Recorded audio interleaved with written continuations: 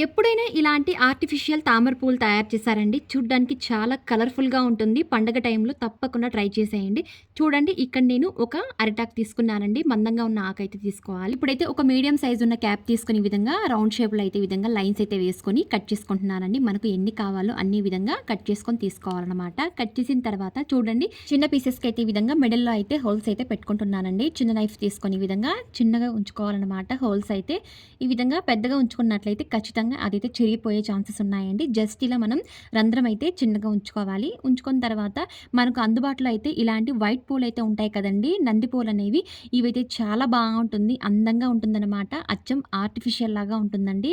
తామర పువ్వుల్లాగా చాలా బావుంటుందనమాట చూడ్డానికి.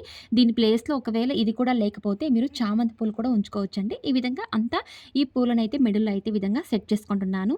అన్ని విధంగా తయారు చేసుకున్న తర్వాత ఈ విధంగా నేను ఒక పాట్ తీసుకున్నానండి. చూడ్డానికి అచ్చం తామర పువ్వులాగా ఉంటుందండి. వైట్ తామర పువ్వులు తప్పకుండా ట్రై చేయండి. ఐడియా మాత్రం చాలా బావుంది. ఈ పండగ టైంలో మరిన్ని ఇలాంటి వీడియోస్ కోసం ప్లీజ్ ఛానల్‌ని సబ్స్క్రైబ్ చేసుకోండి అండ్ లైక్, షేర్ చేసేయండి.